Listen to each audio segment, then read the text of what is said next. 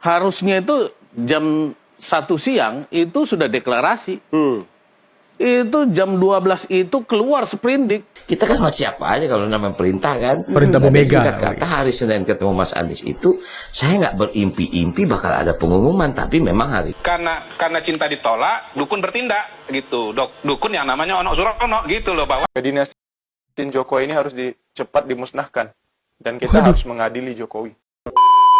Assalamualaikum warahmatullahi wabarakatuh. Teman-teman, balik lagi di channel YouTube gua, Hairun Imam.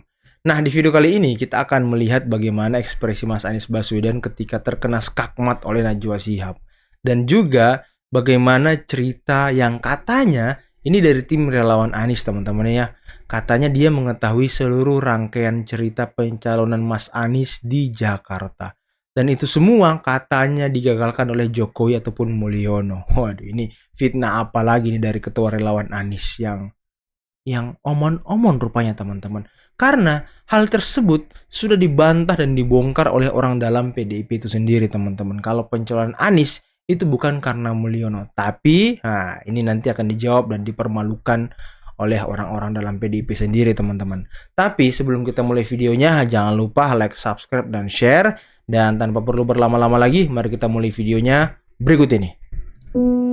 Saya beri contoh paling gampang ya.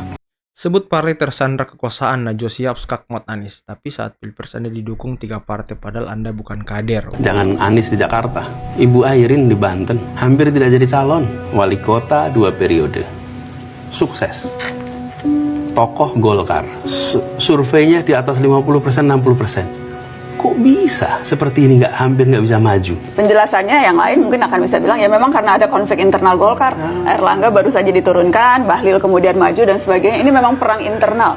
Selalu ada penjelasan yang bisa diberikan untuk setiap fenomena politik, Mas Anies. Tidak melulu semuanya kemudian menjadi ini intervensi kekuasaan. Betul sekali. Kalau partai memiliki kedaulatan, sudah dari dulu partai itu akan nyalonin. Mana ada partai nggak mau nyalonin orang angkanya 60%? Anda dicalonkan oleh 3 partai politik kok ketika menjadi capres? Jangan Anies. Kenapa? Kalau Anies ketika Anda bilang tersandera kekuasaan semua partai, faktanya ketika Anda maju menjadi capres, ada 3 partai politik yang mendukung Anda, padahal Anda bukan kader PKB, Anda bukan kader Nasdem, Anda bukan kader PKS, tapi Anda dapat tiket dari 3 partai. Itu kan tidak tersandera kekuasaan, Mas Anies. Kita merasakan persis kenapa berinteraksi dengan pimpinan partai. Saya bersyukur sekali bahwa pimpinan partai seperti Nasdem, seperti PKB menceritakan apa adanya atas situasi yang dihadapi. Oke? Dan lebih rumit daripada Pilpres yang mereka hadapi. Karena itu saya sampaikan, saya hormati keputusan untuk tidak mengusung. Saya hormati keputusan itu. aduh, udahlah, semuanya karena Mulyono, semuanya karena Jokowi. Apa-apa Jokowi, apa-apa Jokowi. Ya, nggak ada gitu analisis lain selain Jokowi. Ini sepertinya orang-orang semua sedang berusaha untuk menjatuhkan marwah dan kecintaan rakyat terhadap Presiden Jokowi. Makanya framing-framing seperti ini selalu dihembuskan oleh orang lain. Ini agak ngeri juga sih. Kalau mau dilanjutkan, ya saya tahu betul kronologinya dari jam ke jam. Dari jam ke jam. PDI itu harusnya itu jam 1 siang itu sudah deklarasi. Itu jam 12 itu keluar sprindik. Si Mulyono lagi. Senang banget sama Mulyono. Ya Mulyono lagi. Sprindik keluar. Iya. Sprindik keluar kalau lanjut sama Anies, maka kasus naikin lagi kan. Iya. Capek. Yang namanya politik realitasnya begitu ya kan, kuat-kuatan. Sekarang Anies Baswedan akan kemana? Partai politik itu kapan? Bagaimana relawan atau teman-teman pendukung ini? Ya kita siap karena memang begini. Saya membawahi relawan itu 1015. Jadi kita punya kekuatan relawan itu jutaan. Jutaan ya kan. PDIP ya, itu anggotanya itu KTA-nya itu 12 juta. Ya. Ya, jadi kita sangat optimis dengan dukungan yang kira-kira 40 juta seluruh Indonesia. 40 Emang Anda juta. yakin akan didukung oleh simpatisan PDIP? Kita mau buat partai, Mas. Jadi yang PDIP itu yang anak buahnya Kang Ono juga kira-kira akan pindah ke partai baru begitu? Iya, kita lihat nanti lah. Anda ngajak berantem ini. Ini namanya ngajak berantem Kang Ono ini. Iya, karena kita 40 juga sudah juta, ya capek, kan? Om Don. Kenapa capek? Ya, kenapa? capek 40 begini. juta.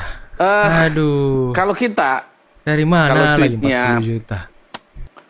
Tom Lembong ya. Iya, Thomas Lembong. Ya, jadi kita kalau mau ikut kapal orang gitu ya.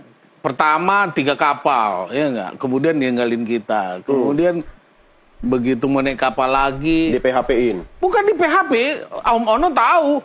Iya. Langsung sprindik keluar. Iya. Gitu. Kalau mau dilanjutkan, ya saya tahu betul kronologinya dari jam ke jam. Itu PDI itu, harusnya itu jam 1 siang itu sudah deklarasi. Itu jam 12 itu keluar sprindik. Si Mulyono lagi. Ngeri Seneng banget juga sama ya. Mulyono. Ya Mulyono Ngeri lagi. juga. Sprindik keluar. Iya, iya. Sprindik keluar kalau Fitnah lagi, lanjut fitnah sama lagi. Anies, maka kasus naikin lagi kan Iya. capek ya kalau selalu begitu Iya. Tapi faktanya di lapangan politik memang begitu. Aduh, sprindik katanya keluar ya kan. Padahal ini sudah dijawab oleh DPP Partai PDIP. Kalau pencalonan Anies itu bukan karena Mulyono. Dan saya juga nggak masuk akal kalau Ibu Mega bisa ditekan oleh pemerintah. Orang dia selama ini melawan kok nggak pernah diam-diam aja. Bu Mega melawan terus kok teriak terus. Apanya yang bisa ditekan kalau orang teriak terus? Ini ya, ketua tim relawan Anies kurang fakta dan data juga dia. Omon-omon juga. Pak Basuki Cahayapurnama ataupun Pak Ahok memang Tak berkutik detik-detik Pramono Anung Skakmat, reporter yang coba memanas-manasi dirinya. dengan bersemangat Anies. akhirnya menerima keputusan bahwa Bu Mega mengusung Anda ya sebagai calon gubernur DKI. Tapi kami dengar bahwa sebelumnya Pak Basuki Cahayapurnama sempat memberikan ancaman halus kepada Ibu Mega kalau PDI Perjuangan mengusung Anies Baswedan maka beliau akan keluar dari partai Ya jadi temannya. kayaknya ancaman halusnya dari Nana bukan dari Ahok ya. Oke. Memilih Mas Pram sebagai jalan tengah dan juga sebagai pilihan yang aman bagi PDI Perjuangan supaya smooth hubungannya ke pemerintahan baru nantinya ke Pak Prabowo dan Mas Gibran. Karena kalau mengusung Anies Baswedan maka akan selalu ada duri di antara PDI Perjuangan, di antara Ibu Mega dengan Pak Prabowo. Ya itu bisa analisa, begitu kan dalam negara demokrasi bebas-bebas saja. Termasuk kamu memberikan analisa Itu bukan analisa saya aja tuh Mas. Ya tapi analisa itu salah beberapa satu keyakinan Nana juga nggak apa-apa. Iya. Posisi PDI Perjuangan sampai hari ini kan belum memutuskan. Dan Ibu Mega secara Dalam rangka memutuskan itu kan ada jalan smooth yang harus terbangun nih Mas. ya mungkin Nana lebih tahu dari saya lah. Saya ini nggak tahu apa-apa. Jalan mana lagi yang harus dibuat untuk supaya smooth. Kan tadi menciptakan ketenangan. Tetapi yang paling katanya. penting Iya.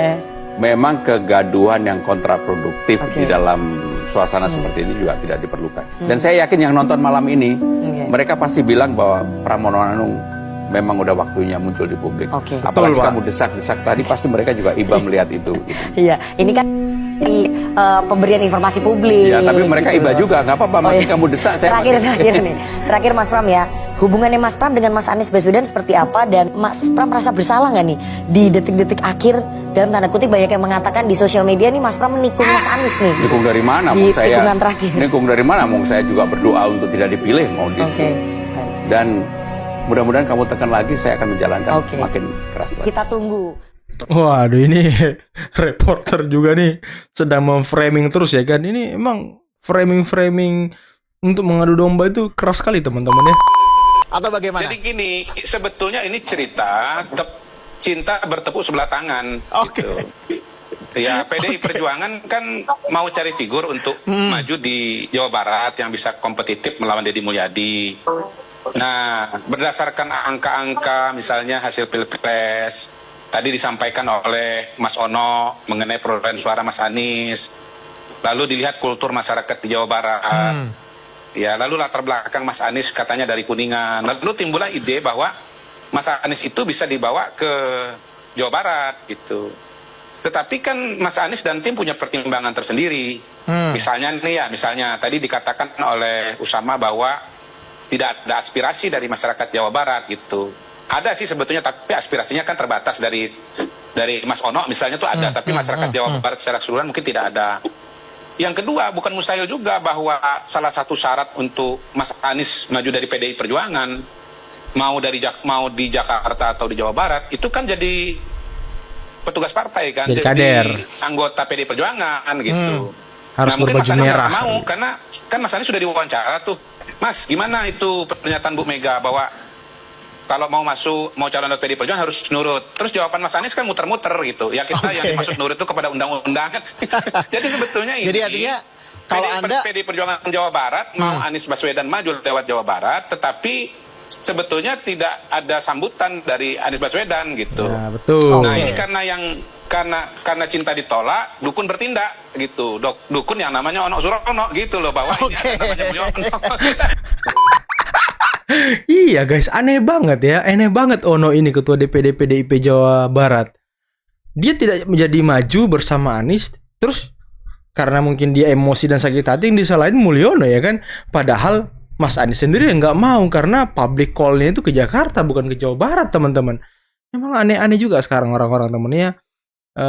Cinta ditolak, Mulyono jadi korban. Nah itulah. Anies digagalkan Ahok untuk jadi calon gubernur. Sebetulnya komunikasi PDIP dengan Anies ini sudah berjalan lama. Ini jauh sebelum ada putusannya pilkada itu loh, yang di putusan MK ya. MK di soal pilkada. Nah waktu itu PDIP ingin berkoalisi dengan PKB karena konteksnya adalah sebelum adanya putusan MK itu kan PDIP tidak bisa maju sendiri ya, maka harapannya adalah dengan PKB. Di situ sudah mulai itu ada utusan-utusan PDIP yaitu Said Abdullah, Ketua Banggar Badan Anggaran Dewan Perwakilan Rakyat, dan juga Ahmad Basarah, Wakil Ketua Majelis Pemusyawaratan Rakyat seperti itu. Itu cukup intens lah komunikasi dan sudah hampir mengerucut tuh. Wakilnya adalah Rano Karno. Nah, tanggal Sabtu pekan lalu tuh Anies datang ke kantor PDIP Jakarta. Ibaratnya ini sampai sholat berjamaah ya kan. Lah istilahnya kan. Nah, lalu di situ muncullah informasi bahwa Anies akan dideklarasikan di hari Senin. Anies pun datang tuh ke DPP PDIP, tapi gedung belakangnya ya. Nah, sudah pakai baju merah, ketemu dengan Rano Karno dan lain-lain. Menunggu. Ada fotonya beredar di mana-mana sudah menunggulah untuk diumumkan oleh Megawati. Tapi batal dilakukan oleh Megawati. Jadi hari Senin itu kan dia di lantai 3 ya, di gedung DPP PDI Perjuangan begitu, menunggu Megawati dan pengurus inti itu mengumumkan siapa calon kepala daerah yang akan diusung sambil makan siang dan seterusnya. Nah, di tengah jamuan makan itu ada diskusi soal peluang pencalonan Anies oleh PDI Perjuangan. Muncullah protes atau keberatan ketika PDIP atau Megawati mengumumkan Anies sebagai calon gubernur Jakarta yang mewakili PDI Perjuangan. Salah satu protes itu dari Basuki Cahayapurnama. Oh, itu udah pasti. Kepada Megawati di gedung DPP juga. Jadi kenapa Ahok protes? Tentu kita semua sudah tahu ya bahwa Pilkada 2017 itu ada persaingan yang cukup sengit dan runcing antara Anies dan Ahok. Bukan hanya soal persaingan pemilu, tapi soal bagaimana sentimen keagamaan itu muncul di tengah persaingan atau kompetisi pemilihan gubernur DKI Jakarta waktu itu. Apa yang disampaikan kepada Megawati? Salah satu yang disampaikan Ahok adalah ketika atau kalau PDIP tetap mengusulkan dan mendorong Anies sebagai calon gubernur Jakarta dari PDIP, maka dia akan nonaktif atau tidak aktif sebagai kader partai dan siap menyerahkan kartu tanda anggotanya jika benar-benar mundur artinya ya main-main ya. Jika benar-benar mencalonkan Anies sebagai calon gubernur. Itu Waduh, ini ancaman dari Pak Ahok ini keras juga ya, akan mundur dari partai. Ya karena memang teman-teman, kalau lihat dari podcast-podcast yang lalu ya, Ahok kan di salah satu podcast sudah pernah mengatakan bahwa Anies itu sangat tidak negarawan teman-teman. Karena ya beliau tersinggung ketika Anies mengatakan bahwa pribumi telah menang gitu. Aduh ini ya siapa lagi teman-teman ya kan. Kalau Ahok keluar ya Ahok ini kan anak kesayangan Ibu Mega juga sepertinya. Kader kesayangan juga ya kan. Ya kalau Ahok keluar, Ahoker juga kabur teman-teman. Dan Ahoker ini sangat militan dan jumlahnya banyak loh. Tapi pengumuman, tapi bukan untuk DKI. Tapi memang udah standby datang ke DPP. Iya, makanya kita rapat, Mbak. Kita mengevaluasi laporan daerah. Kan ada tuh nih fotonya nih. Ini kayaknya udah siap banget deklarasi nih. Enggak, ini memang pakaian kita kalau ke DPP harus pakai baju seragam ini partai. Ini posisi di mana nih, Bang? Ini BKN, Mbak. Ini di badan PD Perjuangan yang memang gedungnya di belakang DPP. Oke. Nah, jadi Mas Anies kita terima sih Mas Anies juga. Berapa lama nih duduk berdua bareng Mas Anies? Mungkin hampir 2 jam kali dari jam 11. Hampir 2 jam, sampai bingung kita mau ngomong apa. Gitu. Apa jadi yang diomongin 2 jam? 2 jam, gak ada kejelasan ya kan? Kebetulan beliau dulu pernah tim mau ketemu saya di warung. Gue bilang mau ngapain ke warung? Emang mau dagang ini? Enggak, mau ngobrol. Boleh, saya tunggu gitu kan. Ya isu-isunya katanya dia mau ngajak kita gitu. Kita kan masih siapa aja kalau namanya perintah kan. Perintah Bu Mega. Kata hari Senin ketemu Mas Anies itu, saya nggak berimpi-impi bakal ada pengumuman. Tapi memang hari itu deklarasi beberapa kabupaten. Jadi ini udah ngomong-ngomong rencana kalau diumumin akan seperti apa? Ngomong-ngomong gimana? Omon-omon. Gimana ya abang jadi gubernur, saya kan juga biar gimana pernah jadi Banten kan. Ya Banten sama Jakarta paling 10 menit 2 kali cingkring nyampe. Itu bicara begitulah, bercanda. 2 jam tuh ya? Hampir 2 jam dari jam 11 sampai jam setengah 1 mungkin. Dan kemudian akhirnya Mas Anies Baswedan pulang. Mas Anies ketemu sama Mas Basara dengan Mas Said gitu kan. Ya aku terus gak ada tugas lain kan. Ya artinya waktu beliau pulang pun aku nggak tahu. Aku nggak tahu beliau pulang gitu. Dan kemudian setelah itu rame tidak jadi diumumkan. Belum jadi diumumkan. Dinasti Jokowi ini harus cepat dimusnahkan dan kita harus mengadili Jokowi. Waduh. Tapi apa gunanya mengadili Jokowi? Dia di akhir kekuasaan. Apakah hari ini kita merdeka? Waduh. Belum. Kita tidak sama sekali merdeka dari dinastinya Jokowi, kita bilang. Oke. Kenapa hal-hal ini menjelang pilkada seolah-olah ini hanya untuk meloloskan ya keluarga para elit. Tapi elit kita menikmati. Nah itulah Bang, masuk di dalam jebakan sistem dinasti Jokowi ini. Enggak takut. Saya tidak pernah takut mati. Asik. Karena saya punya Tuhan. Oke, sehingga itu yang menguatkan aktivis ya kan? Berjuang dan atau tidaknya kita tetap mati Bang. Asik. Ini dunia, Bang. Siapa biang kehadiran? Ngeri kali. Tidak ada lain Bang. Harus Jokowi yang bertanggung jawab. Waduh teman-teman. Tadi Bang Rano Karno sudah menjawab fitnah tuduhan dari ketua tim relawan Anies yang katanya Mulyono yang membatalkan pencalonan Anies. Padahal tadi Mas Rano Karno sudah mengatakan bahwa dia sendiri tidak mengetahui kalau akan dideklarasikan hari itu untuk Pilkada Jakarta. Wow. Dan tadi kata Tempo, penolakan keras itu terjadi ketika Mas Anies diusung di DPP PDIP itu dari dari Basuki Cahayapurnama alias Ahok. Ya karena kalau kita lihat memang ya keduanya ini memang sangat dibatasi oleh tembok tebal teman-teman. Ada ideologi, ada kegiatan masa lalu, ada sakit hati karena pidato Anies. Wah pokoknya banyak banget nih. Belum lagi pendukung-pendukungnya teman-teman. Karena ya sehari sebelum pengumuman DPP PDIP itu Ahoker juga sempat aksi dan demo di depan kantor PDIP teman-teman untuk menolak pencalonan Anies dan mendesak PDIP untuk memajukan Ahok di Pilkada Jakarta. Waduh ini ngeri banget sih teman-teman. Ngeri-ngeri sedap kalau kita dengar ceritanya ya. Tapi ya lagi-lagi yang disalahkan hanya Mulyono. Padahal orang-orang DPP PDIP sudah mengatakan bahwa batalnya pencalonan Mas Anies di Jakarta bukan karena intervensi Jokowi, tapi karena hasil rembuk internal partai. Tidak ada tangan-tangan Mulyono terkait dengan pencalonan Mas Anies di PDI Perjuangan. Tapi ya masuk akal teman-teman. Nggak mungkin Bu Megawati bisa diintervensi sama Mulyono ataupun Presiden Jokowi. Karena Bu Mega di setiap pidatonya beliau selalu melawan, beliau selalu berteriak terkait dengan Presiden Jokowi. Ya dari situ aja kita bisa menyimpulkan bahwa Ibu Mega bukan orang yang bisa disetir oleh Jokowi teman-teman ya. Itu faktanya. Tapi ya lagi-lagi ketua tim relawan Anies masih ngotot dengan analisis omon-omonnya teman-teman. Oke, mungkin cukup sekian dulu video kali ini. Jangan lupa like, subscribe, dan share videonya. Akhir kata, billahi taufiq wal hidayah. Wassalamualaikum warahmatullahi wabarakatuh. Bye-bye.